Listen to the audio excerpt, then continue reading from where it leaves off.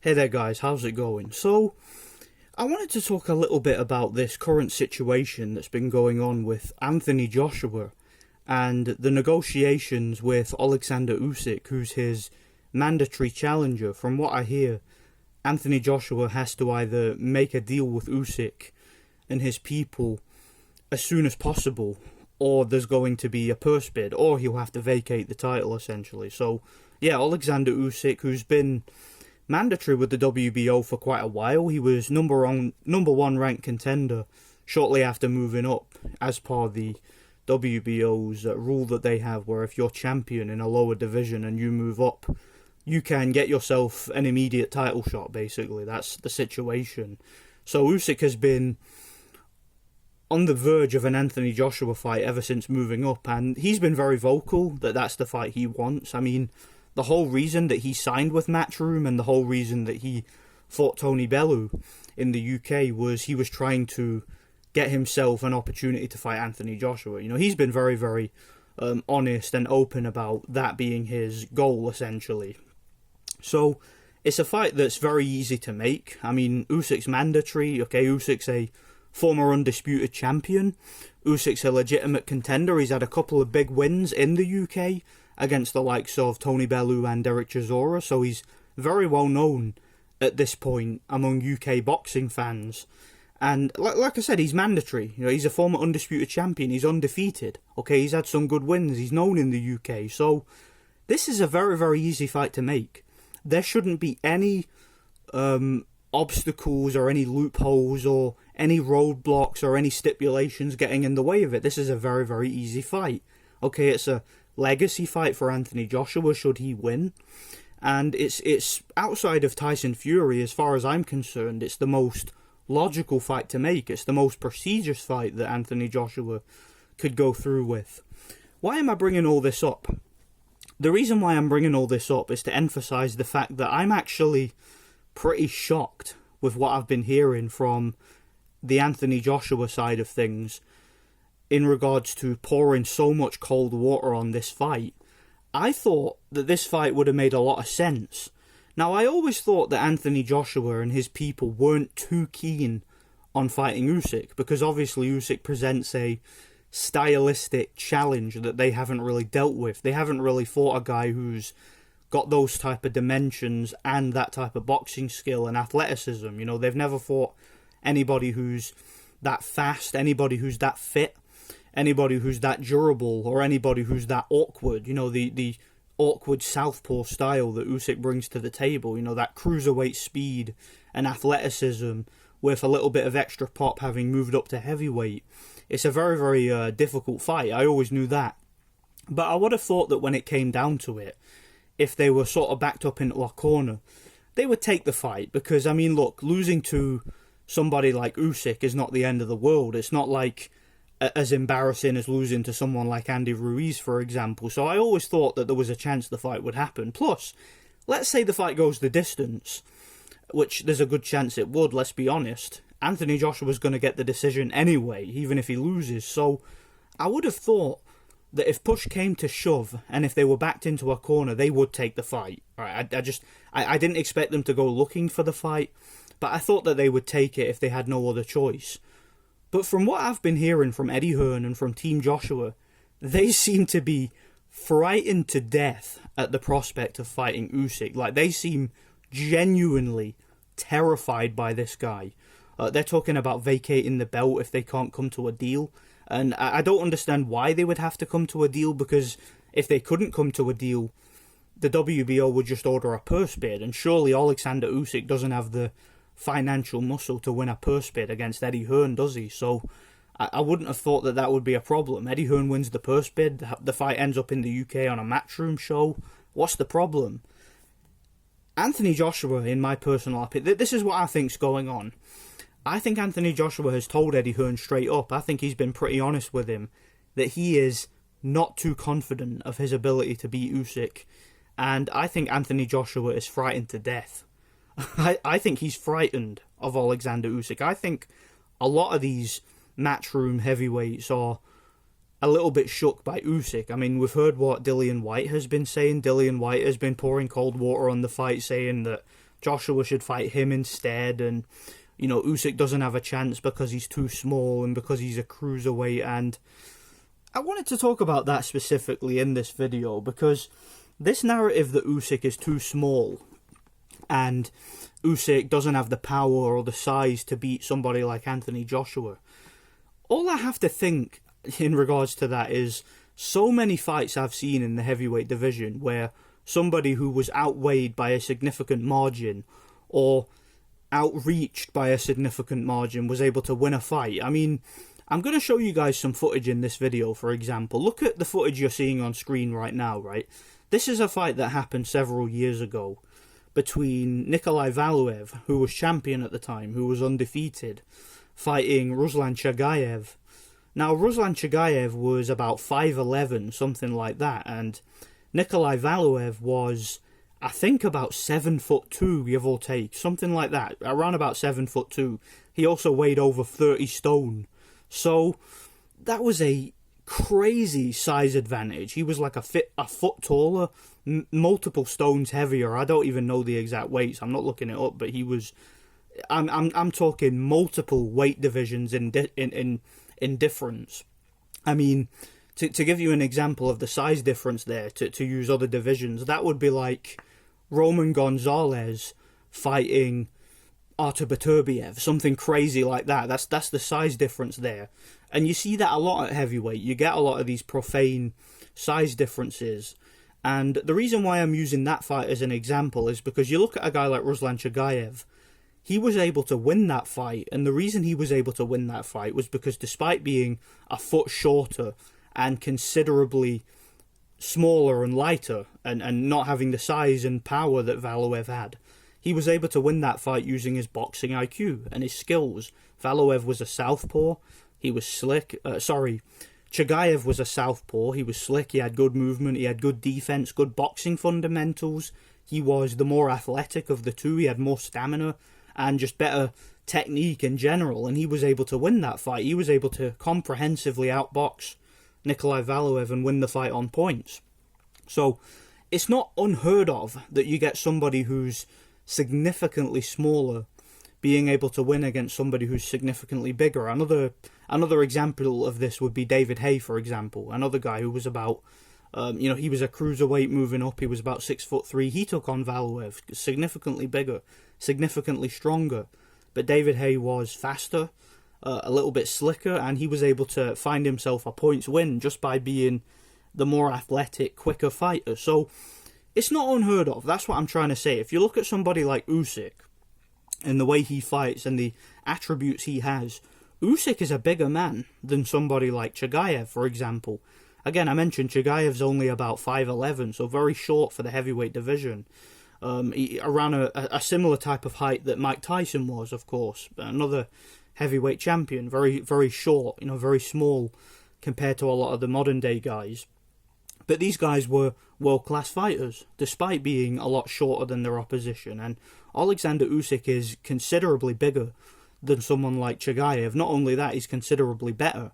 I would argue that Usyk has considerably more boxing skill than a guy like Chagayev. Much faster, much more athletic, much better gas tank, much better movement, much better balance, better defense, just better skills, better technique, a better amateur background. Like Usyk, I mean, put it this way, if Oleksandr Usyk were to fight somebody like Nikolai Valuev, who was, again, massive, really, really big heavyweight, not the best heavyweight, but very, very big, I would pick Usyk to win that fight comfortably. I think he would completely and utterly school Nikolai Valuev and win a wide decision.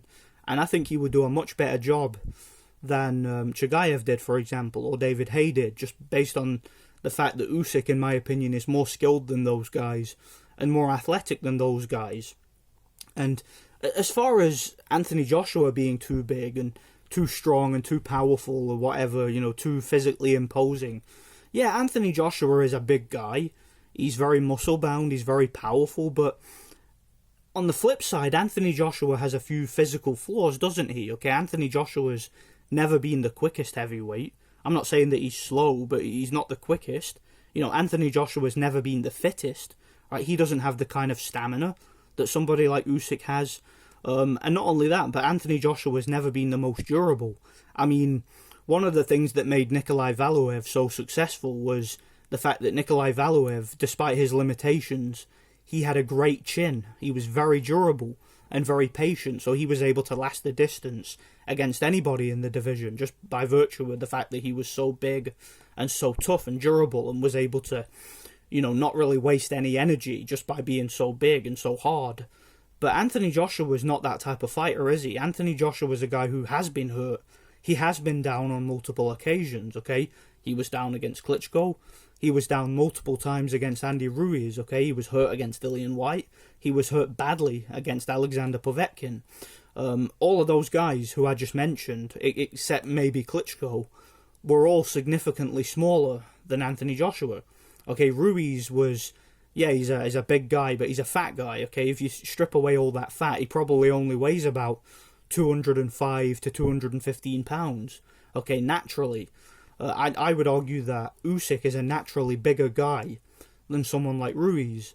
Again, when you look at what happened to AJ when he fought against Povetkin, Povetkin is only about 6'2", or maybe not even that, and he's significantly lighter than AJ was, yet he was able to get off first. He was quicker than AJ, he was more athletic, and he hurt AJ badly and almost stopped him in the early rounds of that fight. The problem is that Povetkin was almost 40 years old. Since he was pushing 40, he just didn't have the reflexes or the stamina to really perform for a hard 12 rounds. So as the fight went on, he started to slow down and he ended up getting taken out by the younger, stronger, more well-conditioned fighter in AJ. AJ was at his physical prime. So Oleksandr Usyk, to me, I think he has a great chance of not only beating AJ, but beating him convincingly. And I used to think, when they were first talking about this fight, Usyk could beat AJ, but he won't get the decision, and all it'll take is one perfect clean punch to knock Usyk out. If AJ's able to just persevere and eventually land that one shot, we don't really know what Usyk's chin and durability is going to be like at heavyweight. But if I'm being perfectly honest, I've seen enough from Usyk at heavyweight now to know that he's probably got a better chin than someone like Dillian Whyte. He's probably got a better chin than someone like Povetkin.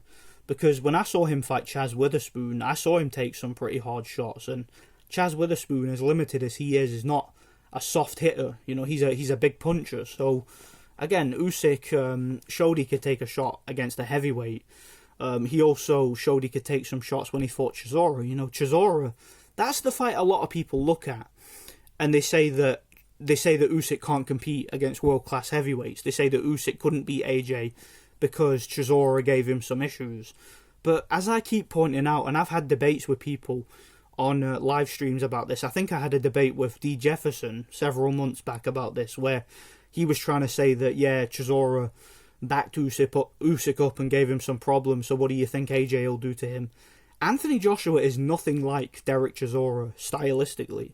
Derek Chisora is a come-forward, physically imposing guy. He's a pressure fighter. He's a guy who gets right up in your grill, right up on your chest, hits you to the body, hits you to the balls, hits you around the back, hits you around the back of the head, grabs hold of you, he'll bite, he'll scratch, he'll push, he'll lace you, he'll do all that shit to try and intimidate you and get you riled up and make you make mistakes in the ring and make you, mentally fatigued. That's how Chisora fights. He's a pressure fighter. He's a very, very aggressive fighter.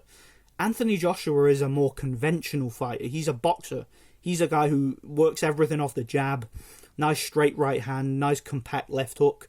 Will sort of drag you onto the uppercut. Anthony Joshua is a more technically proficient fighter, and sometimes that comes with its problems, because when you get a guy who's technically better than you, like Klitschko, for example, who Joshua fought, Joshua was being completely outboxed and schooled in that fight, because Klitschko could do everything he could do and better. It's just that, once again, just like Povetkin, Klitschko wasn't well conditioned enough to last at the 12 rounds at a fast pace, because he was in his 40s. He was like 41 and coming off a big layoff going into that fight. So Anthony Joshua, again, just by virtue of the fact that he was the younger, more well-conditioned fighter, he was able to grind out the win and stop Klitschko. And he had a little bit of help from the referee, but is what it is. Let's not talk about that here. So, yeah, I think that if Oleksandr Usyk gets this fight, if Anthony Joshua doesn't duck and vacate the title, I think Oleksandr Usyk is going to surprise a lot of people. I really do. I think he's going to get inside. I think he's going to draw a lead from AJ. I think Usyk's going to have that tight guard. He might get hit a couple of times. AJ might land a couple of jabs and maybe the odd eye-catching right hand, which will excite the crowd and, get the adrenaline going. And Anthony Joshua will think, I can get this guy out of there.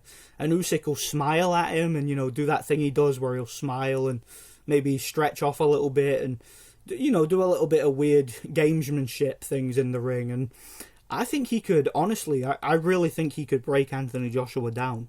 I really think he could school him and outbox him. And do you know what? As weird as it sounds, I wouldn't be surprised if he was able to force a stoppage. I'm not saying that that's definitely what's going to happen, but I think Usyk is going to surprise a lot of people. And even if he gets caught with a lucky punch and knocked out, or even if he gets robbed on the cards, I think people are going to be surprised by how uncomfortable he makes AJ. Now, that's assuming the fight happens. From what I've been hearing, AJ and his team don't seem confident, and that concerns me that AJ mentally isn't prepared to fight somebody like Usyk, and that could affect his performance in a negative way, because to AJ, from what I've been hearing from Hearn and AJ's team, to AJ, he views this as a very, very high risk for very little reward. Whereas when he was going in to fight Tyson Fury, that's the big one. That's the high risk, high reward. But Usyk, he doesn't really see as a priority, and that could affect his performance in a negative way because he's not going to be as motivated. And just from what I've been hearing about AJ, he doesn't seem to want this fight. He doesn't seem to be interested in this fight, and I think he's shook. I think he's intimidated, and I think Oleksandr Usyk will beat him if the fight happens. I genuinely do. I could be wrong. Maybe Oleksandr Usyk will prove to be just a feather-fisted, pillow-fisted cruiserweight. I don't know, but from what I've seen, from the way he comfortably figured out and outboxed Derek Chisora and had him out on his feet, had him looking like an amateur in the later rounds of that fight, the way he broke down and easily dismantled Chaz Witherspoon, and with the type of high-level performances we've seen at cruiserweight, the speed, the accuracy, the stamina, the defense, the counter-punching ability, the way he was able to draw a lead from the likes of Tony Bellew and then put him to sleep with one shot. Like, Usyk is a really, really underrated fighter, man. This guy's got legit pound-for-pound level skills, and I would not be at all surprised if he was able to replicate what the likes of Ruslan Chagayev or David Haye were able to do against taller fighters. I would not be surprised if he was able to do that. And let's not forget that Usyk has done many rounds of sparring with Vladimir Klitschko, going back to, say, 2015, maybe even before. So it's not as if Usyk hasn't fought big guys. He fought Joe Joyce in the World Series of Boxing. Joe Joyce is probably a naturally bigger guy than Anthony Joshua, and Usyk didn't show any problems with his punch resistance or his chin in that fight, did he? So I think this is going to surprise a lot of people. I'm not sure whether the fight will happen. I'm not sure if Anthony Joshua's ego might get the better of him and he might decide not to vacate, but if he does vacate, that's a real shame because this is a good fight, man. It really is. So yeah, I got Usyk beating AJ. Let me know what you guys think anyway. Thanks for watching, and yeah, God bless.